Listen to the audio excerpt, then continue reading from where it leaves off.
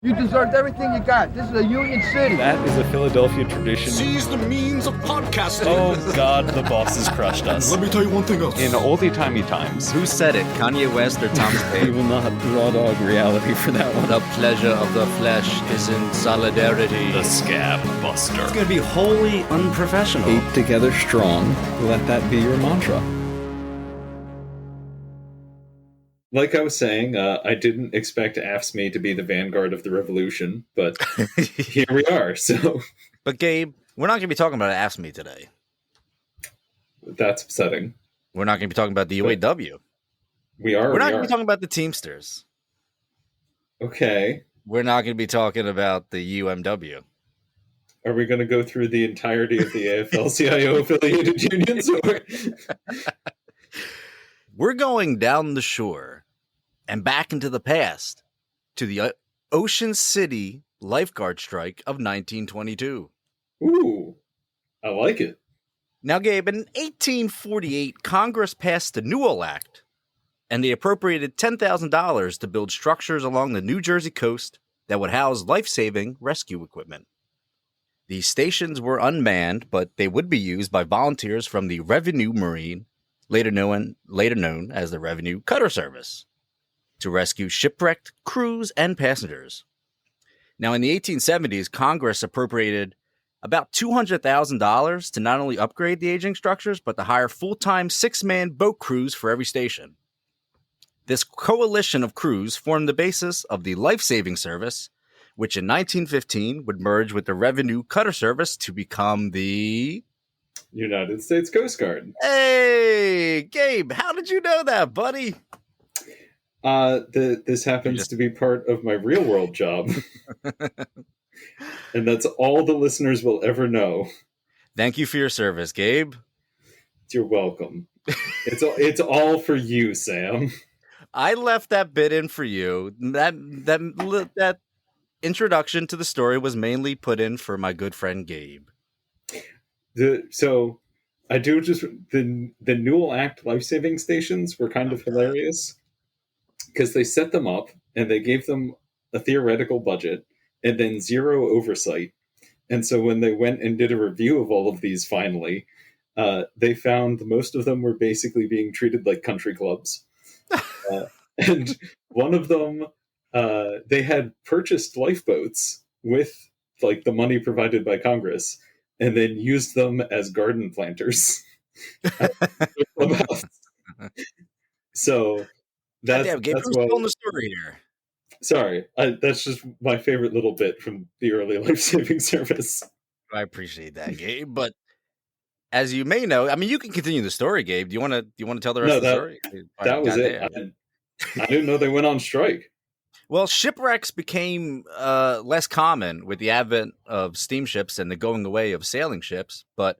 And also, as resort towns began to pop up along these New Jersey coast towns and these new communities, they faced a new challenge. And that challenge was the sudden influx of bathers. Because swimming and bathing was like a new recreational thing to do at the time. It was like really big. And as the coastal towns would turn into resort towns, they set up beaches. And these beaches had swimmers. And in Ocean City, New Jersey, in 1898, they were experiencing one of their busiest summers of all time, with many people flocking to the unguarded beaches to swim. Now, after an increase in drownings, a vote was held by City Council on August 3rd to hire lifeguards, becoming only the second municipality in New Jersey to do so. The first being, I believe, Atlantic City. At the time, they would be, at the time, they would be paid $40 a month, which is about $1,500 in 2024, and their schedule was daily 9 a.m. to 3 p.m. The Ocean City Sentinel reported, "The sea will be robbed of its terror by the appointment of 3 lifeguards by City Council last night. The peerless beach here has long been a temptation to bathers to indulge in reckless behavior in the surf, and while there have been marvelously few drownings since the foundation of this resort, yet a number of narrow escapes have occurred through the imprudence of bathers who have gone to extremes in trifling with the waves." Guards. This is a long quote, Gabe. Go ahead. Okay. You may stop me. No. You may stop me at any time, sir. No, keep going. This is 1898 Ocean City newspaper I like Sentinel. it. So it's good. Yes. So it's going to keep on going. The guards are by their appointment made conservators of the peace with the functions of special policemen and will have the power to arrest any fractious bather who persists in violating the warnings. Under the circumstances, it will be seen that the most inexperienced bathers need have no fear, as the entire bathing territory will be patrolled by experienced and efficient lifeguards who will be on the constant lookout for imprudence and accidents. So they're going to hire some lifeguards, Gabe. And apparently ACAB includes lifeguards. I was thinking about that. I was like, because they have been called in the past constables of the surf. Okay. That's just an awesome name, though. Which is dibs on the band name, but also, I mean, like, first of all, Constables of Surf would be a great, like, Dick Dale surf rock band. Yeah. But anyway, so they hired lifeguards, 3 to be exact. And a couple years later, we're moving all the way to 1920. They became known as the Ocean City Beach Patrol. And at the time, only men were employed as lifeguards, but for a moment, in 1922, Ocean City almost became the first resort in the country to employ female lifeguards. Okay. As scabs. Oh. On July 11th, 1922, the entire beach patrol went on strike, citing low pay. The Philadelphia Bulletin reported, Ocean City beach guards on strike.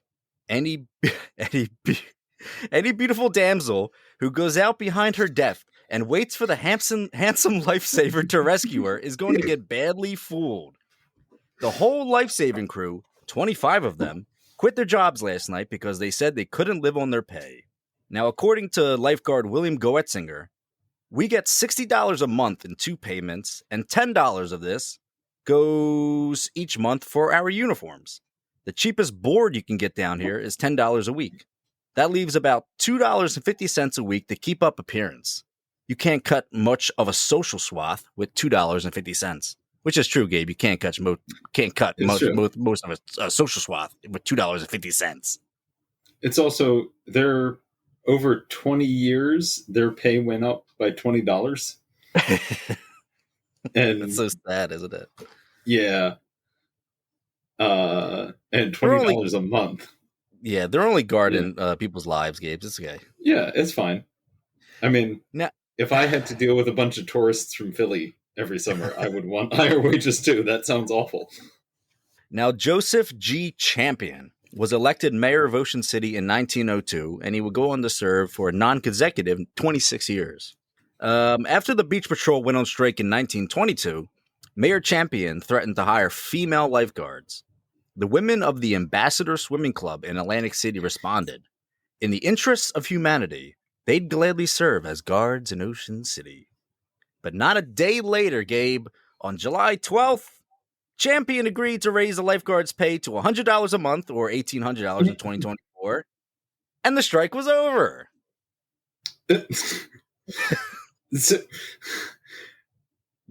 I'm so confused by that.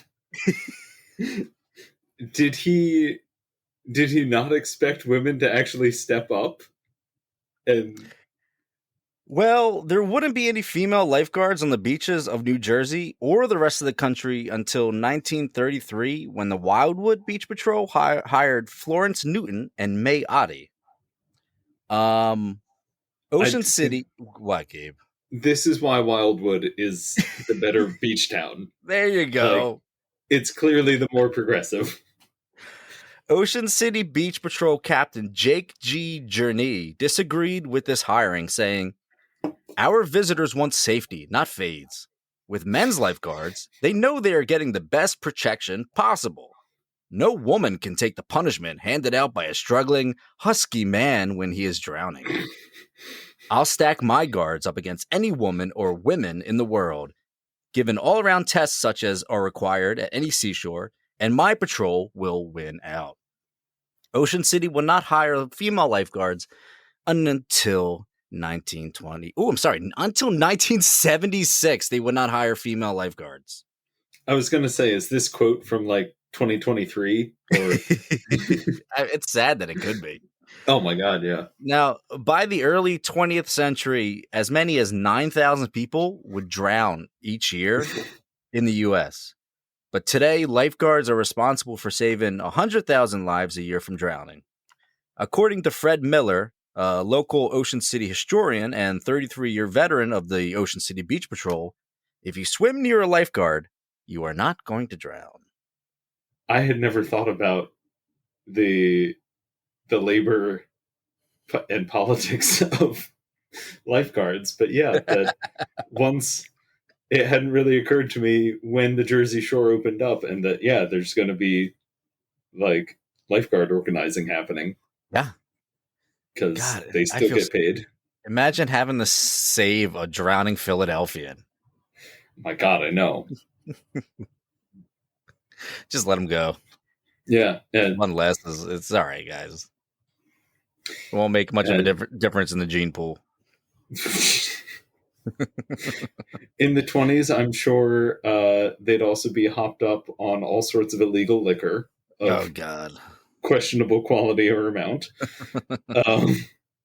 And yeah, that dealing with that is definitely a job that deserves a fair amount of pay. It does. So what was there a lifeguard union, or did they just No, there wasn't a lifeguard union. There's an association of lifeguards, which is more like more of a club than a union. Mm-hmm. But yeah, I would think you would have to go down to like city by city, like we were talking about AFSCME about unionized lifeguards. Yeah. Now I want to see if there's any because it would make sense for them to be AFSCME affiliates because they're municipal employees. Yeah, but I'm sure some. I mean, we know that DC 33 has lifeguards at the rec centers, but yeah. Anyway, we've gone very off topic, but well, I'll leave it with the motto of the Ocean City Beach Patrol, Gabe. Keep your feet in the sand until the lifeguard's in the stand. I like it. Have a good summer, everybody.